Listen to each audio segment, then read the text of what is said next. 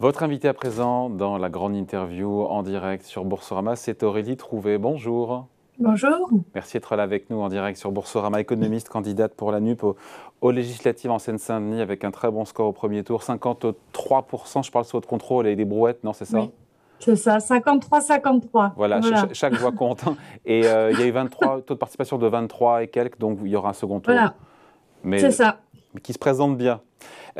Comment vous analysez plus globalement, Aurélie Trouvé, les résultats de la NUP au premier tour? Parce qu'au final, on a eu les chiffres définitifs. Finalement, Emmanuel Macron est en tête, mais ça se joue à 10 points, à 0,1%. Comment on analyse ça? On se dit de manière positive que vous allez peut-être empêcher Emmanuel Macron d'avoir une majorité absolue, ou de manière plus négative, vers deux à moitié vide ou à moitié plein, en disant qu'a priori, sauf si les sondages se trompent, Jean-Luc Mélenchon ne sera pas Premier ministre. Vous en pensez quoi? Alors, d'abord, on est très optimiste, nous sommes très heureux du résultat. En fait, on est en tête. C'est simplement que le ministère de l'Intérieur a bidouillé un peu les chiffres pour ne pas prendre en compte certains candidats qui sont pourtant dans l'accord de la nouvelle Union populaire, écologique et sociale. Donc, nous sommes en tête d'un petit peu. D'ailleurs, Le Monde reprend plutôt ces chiffres-là. Et puis ensuite, nous sommes surtout au second tour dans 406 circonscriptions, 406 sur les 577. Et donc, il nous faut 289 députés qui gagnent parmi ces 406 circonscriptions pour avoir une majorité absolue. Donc, nous sommes toujours et encore convaincus que nous pouvons avoir cette majorité absolue, que nous pouvons gagner dans une semaine et gouverner. Et d'ailleurs, nous nous préparons à gouverner. Nous sommes dans cette optique-là. Et il y a beaucoup de choses, ne serait-ce, je vais prendre l'exemple de ma circonscription, que parce qu'il y a des grosses réserves de voix, en particulier chez les jeunes qui se sont trop peu déplacés pour ces élections. Moi, je l'ai vu dans les bureaux de vote, tous les jeunes qui étaient venus au premier tour de la présidentielle et qui ont voté massivement, notamment Jean-Luc Mélenchon, eh ben, tous ne se sont pas déplacés loin de là. Donc, on peut très bien avoir un sursaut pour ce deuxième tour, voilà, en disant bien qu'un autre monde est encore et toujours possible, que cette victoire est possible, quoi. Voilà. Ouais, même si les sondages, encore une fois, tous les sondages, enfin aucun sondage ne donne encore une fois une majorité absolue à la NUP. Vous l'avez vu ça? Je, je rappelle quand même qu'on nous avait donné à 17% au présidentiel au premier tour et on a fini à 22.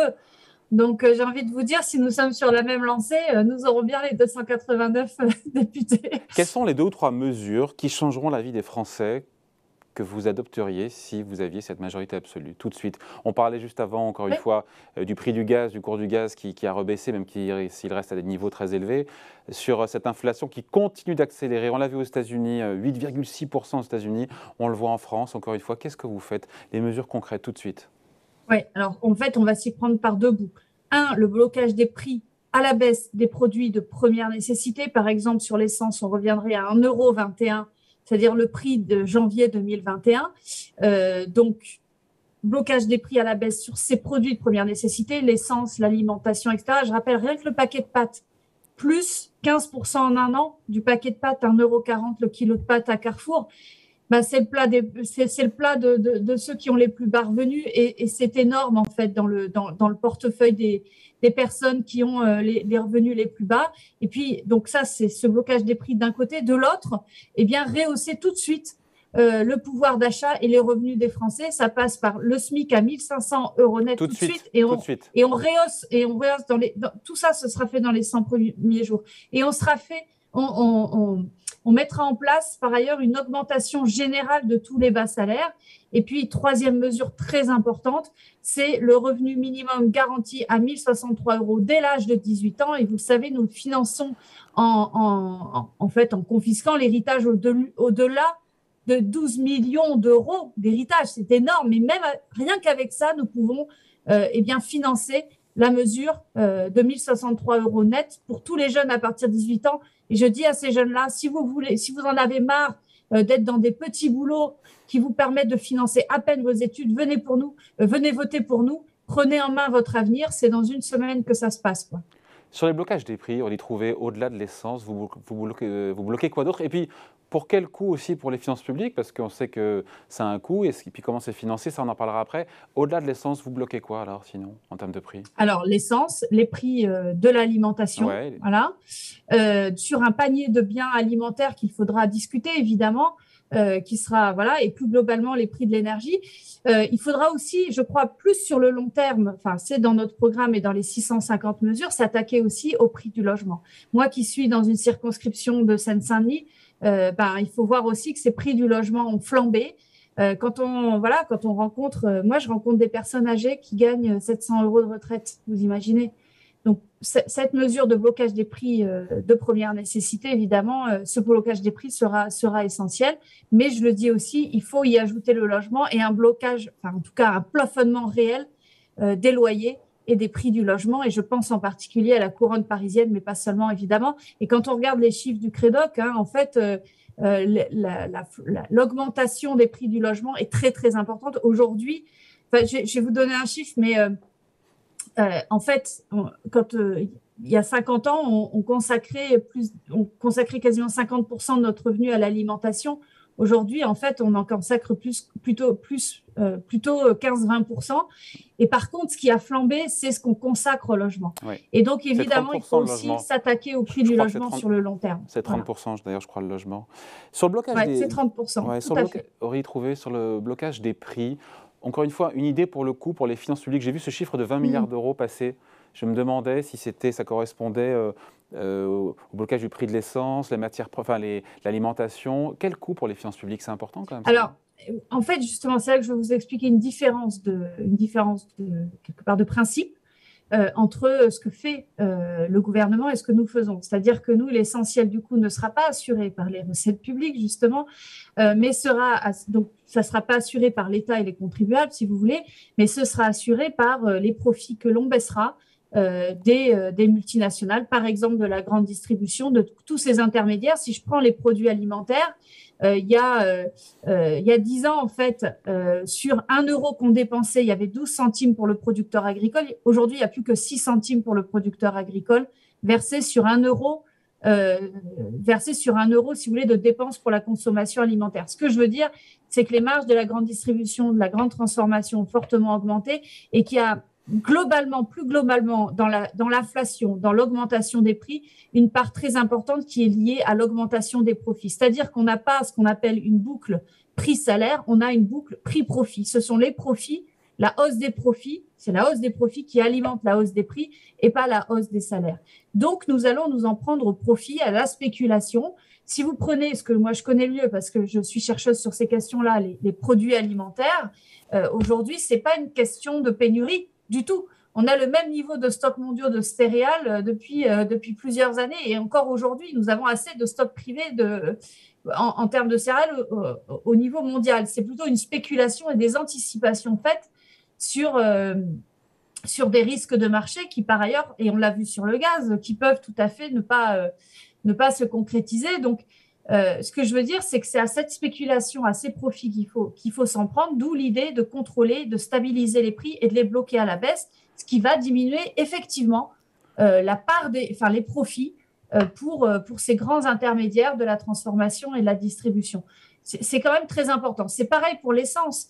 Total fait un record profit de 16 milliards d'euros l'année dernière. Je crois que c'est 15 milliards l'année d'avant. Record du CAC 40. Et ces profits sont issus directement de l'augmentation des prix. Donc, en bloquant les prix de l'essence, comment on le finance ça? On le financera par la diminution des profits total et pas par les recettes publiques essentiellement. Donc, je veux insister là-dessus plutôt que de rentrer dans les chiffres. C'est ça la différence de principe entre ce que propose Emmanuel Macron et sa politique et ce que nous proposons nous. Globalement, en économie, c'est ça la différence, c'est que nous acceptons et nous voulons nous confronter à ces intérêts des multinationales, à des profits des actionnaires qui sont toujours plus importants face à ce qu'on verse aux salaires et aux investissements. Aurélie Trouvé, il y a des instituts d'obédience libérale, Montaigne ou d'autres, qui évidemment ne sont pas du tout convaincus par votre programme. Ça, on va les laisser de côté. Moi, ce qui m'a surpris, c'est de voir un think tank de gauche, Terra Nova, qui juge inquiétant votre programme économique. Et alors d'abord, ils ne sont pas de gauche, ils n'ont jamais été de gauche, si je peux me permettre. Alors centre-gauche, je les connais bien. Ouais. Bah non, non, je suis désolée. Non, Terra Nova n'est pas de gauche. D'abord, ils sont comme ils ont des intérêts liés aux multinationales de par leur financement, etc., comme l'Institut Montaigne, hein. Et ensuite, non, ils sont absolument pas de gauche. Enfin, vous me direz pourquoi voilà, Guillaume Anzo, vous qui a été l'un estimez ça. des personnes qui a écrit ce rapport, a été collaborateur de François Mitterrand à l'Élysée. Oui, il a été aussi un grand directeur, je crois, financier au moment où Vivendi se casse la figure. Enfin voilà, je voudrais m'expliquer en quoi il est de gauche. Bon, par ailleurs, je le redis quand même que nous remettons en cause une grande partie de la politique de François Hollande. Par exemple, nous voulons l'abrogation, y compris avec le Parti socialiste qui est dans la NUPES, l'abrogation de la loi El Khomri, la loi travail. Donc il y a tout un tas de politiques qui ont été menées, y compris sous le quinquennat Hollande, que nous pensons nous pensons qu'elles ne sont pas bonnes pour le pays. Donc voilà, et je ne considère pas du tout que Terra Nova soit de gauche. Et donc il n'y a rien d'étonnant à ce qu'il souhaite, à ce qu'il se joigne à cette entreprise cette tentative de nous calomnier en matière d'économie. Alors Guillaume Anzo et Terra Nova, comme Montaigne, on leur a répondu chiffre à l'appui. Je dois te dire juste une chose, hein, c'est qu'il n'y a aucune autre force politique, aucune, qui a fait ce travail public de chiffrage du programme. Aucune autre qui a une tribune de soutien signée par 170 chercheurs en économie indépendants, dont les revenus sont indépendants parce que nous sommes tous des chercheurs et des scientifiques avec des articles qui sont publiés dans des revues scientifiques validées par leurs pairs. Nous dirigeons des thèses. Aucune autre force politique n'a cela. dont Thomas Piketty, dans l'essence. Dont Thomas Piketty, tout à fait. Dont Thomas Piketty, Julia Cagé, enfin tout un tas de grands économistes aujourd'hui qui sont parmi les meilleurs. Hein, je suis désolée de le dire, mais voilà. Pardon, Gabriel Zucman, Lucas Chancel et tant d'autres. Aurélie Trouvé, qu'est-ce que vous répondez à celles et ceux qui nous regardent, qui se disent « Oh là là, dis donc, 250 milliards d'euros de dépenses publiques supplémentaires, ça fait peur ». Et c'est vrai que pendant des années, notamment dans les années de crise sanitaire, il y avait la Banque Centrale Européenne qui a racheté jusqu'à 30% du stock de dette des pays de la zone euro, mais qu'aujourd'hui, du fait de l'inflation, c'est fini. Elle n'achète plus, on ne peut plus compter sur elle. Qu'est-ce que vous répondez à ces gens qui ça fait peur, ce chiffre? Et là, je voudrais revenir sur le bilan d'Emmanuel Macron rapidement. Il nous avait promis 3% de déficit public, nous sommes à 6. Il nous avait promis de faire gaffe à la dette publique. Il nous l'a augmenté de 600 milliards d'euros. Nous sommes maintenant à 2800 milliards d'euros de dette publique. Donc, il y a eu la crise sanitaire. Qui était pour l'austérité budgétaire, voilà. Hein, il y a eu la pandémie aussi. Bah oui, le problème, c'est qu'il a versé massivement des aides non conditionnées sur le plan social et économique, qu'elles sont allées massivement vers les entreprises du CAC 40, alors qu'on aurait dû cibler notamment sur les TPE qui étaient les plus en difficulté en matière de trésorerie, et que les dividendes, notamment des entreprises du CAC 40, atteignent un niveau jamais égalé. Donc pour nous, ces aides, elles ont été non seulement injustes, en allant par ailleurs finalement à alimenter les dividendes des grands actionnaires, ce qui fait qu'il y a une explosion du revenu des ultra-riches, pendant que le pouvoir d'achat global a régressé au premier trimestre 2022, par exemple, de 1, et de près de 2%. Voilà. Donc ça, c'est non seulement injuste, mais en plus, c'est inefficace. Je vais vous dire pourquoi. C'est tout simplement, vous regardez les effets ce qu'on appelle l'effet multiplicateur des mesures. Quand vous faites des aides comme ça aux entreprises, c'est très peu efficace en matière de relance de la demande, ce qui fait d'ailleurs qu'on est en récession sur le premier trimestre 2022. Nous proposons des mesures qui permettent de relancer la consommation populaire et donc d'avoir une politique keynésienne. D'ailleurs, Mathieu Plane, que nous venons d'avoir, fait partie à mon avis, de ces courants keynésiens qui prônent en tout cas une relance de la demande et la relance de la demande populaire, c'est vraiment à la base de la théorie keynésienne, c'est-à-dire que c'est ça qui va permettre de relancer massivement la croissance. Quitte à ce que ça profite aux produits qu'on achète qui sont souvent importés et qu'on relance les autres. Soit dit en passant, le reste de la zone euro est aussi en récession au premier trimestre. On n'est pas les seuls. Alors, par ailleurs, en matière d'importation, excusez-moi, mais Emmanuel Macron nous a fait plonger le déficit du commerce extérieur de 50 à 100 milliards d'euros. Donc, pour les petites leçons d'Emmanuel Macron, on va s'en passer. Donc, donc d'abord, il faut savoir que la consommation populaire, c'est-à-dire la demande des couches les plus populaires, c'est ce qui est le moins demandeur en import, en fait. Donc, on compte bien déjà limiter cela. Et puis surtout, on aura un grand plan de relocalisation ciblé sur les filières aujourd'hui qu'on a besoin de développer. Je vais donner un seul exemple puisque c'est mon domaine de recherche. par exemple, nous sommes de plus en plus importateurs de fruits et légumes ou de protéines végétales. Eh bien, nous allons cibler les aides, notamment les aides de la politique agricole commune, sur ces filières-là beaucoup plus massivement. Et puis, c'est vrai aussi que nous passerons, quand il y aura besoin, par des mesures de protection commerciale. Voilà, en tout cas, nos mesures pour permettre de relancer tout ça. Et dernière chose, la compétitivité des entreprises, et ça, énormément d'études économiques le montrent. Le premier problème de la compétitivité des entreprises, ce n'est pas le coût du travail, c'est ce qu'on appelle la compétitivité hors prix, c'est-à-dire tout ce qui est de l'ordre de la formation professionnelle, de la recherche, des infrastructures. Ça aussi, on va massivement investir dans tout cela, remettre en place un vrai système d'enseignement supérieur égal pour tout le monde, une recherche publique d'aplomb qui a été quand même malmenée par ces derniers gouvernements. Voilà ce que nous pensons devoir pouvoir être bénéfique pour les entreprises qui, de toute façon, bénéficieront aussi de la relance de la demande par la consommation populaire. Voilà. Mais sur la question du financement, Aurélie Trouvé, c'est intéressant parce qu'en début d'année, l'État français s'endettait à 0%. On est déjà à 2%, ce qui est un mouvement assez rare, d'une violence rare dans l'histoire. En 3 à 4 mois, d'avoir 2% de hausse.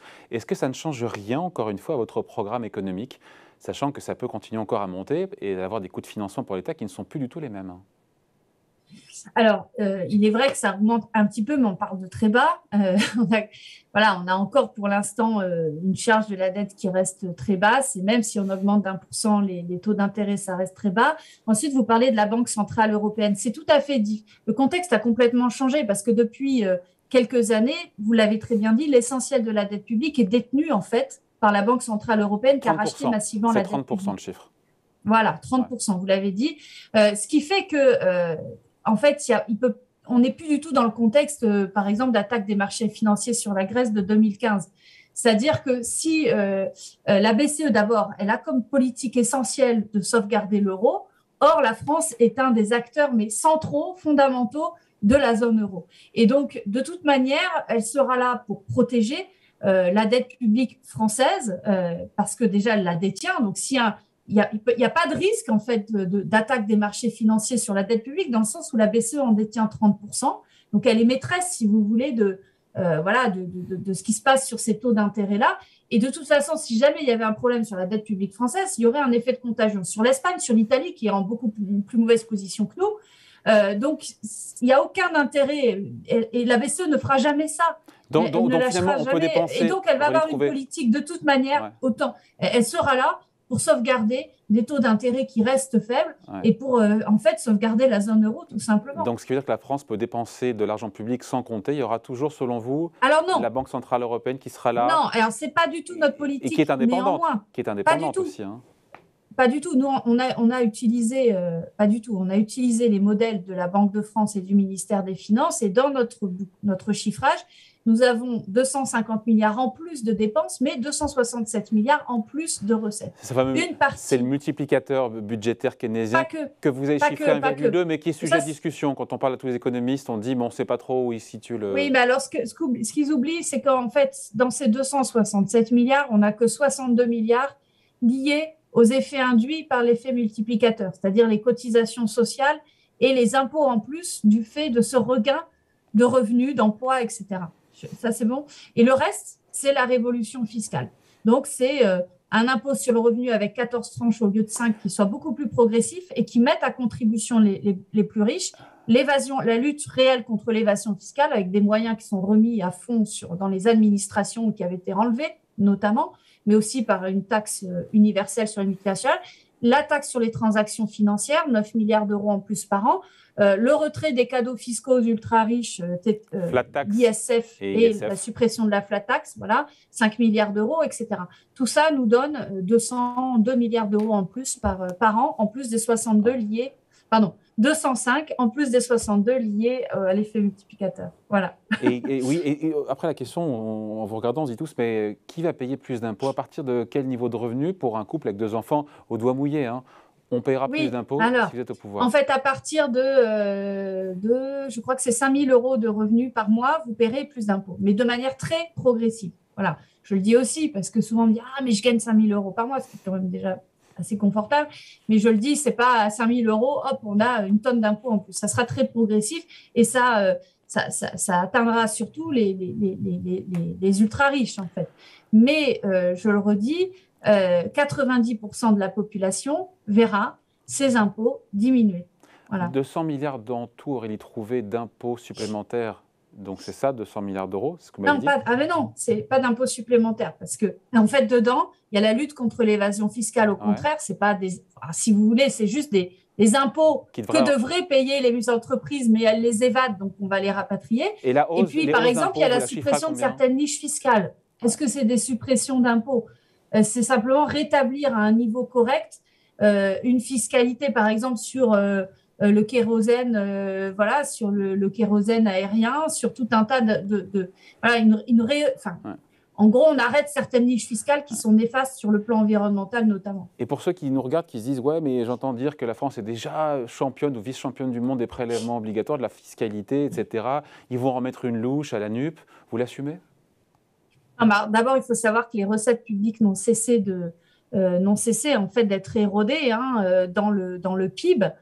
Contrairement à ce qu'on pense. Donc, il faut au contraire restaurer les recettes publiques. Et puis, je réponds à tous ceux-là qui disent « mais c'est terrible en France, on nous matraque d'impôts et puis les dépenses seraient trop élevées ». Les dépenses, elles sont surtout élevées parce qu'on fait des aides massives aux entreprises, 130 milliards d'euros par an, qui ne sont pas ciblés suffisamment, qui sont, selon nous, injustes et inefficaces. Et ensuite, il faut savoir qu'en termes de dépenses publiques, dans le PIB total, la part des dépenses publiques, par exemple pour l'éducation et la recherche, sont inférieures à la plupart des pays de l'OCDE, la plupart des pays d'économie de marché. Donc, au contraire, nous avons besoin de restaurer les services publics et tout un tas de services qui ont été démantelés, détruits petit à petit, justement, faute de recettes publiques.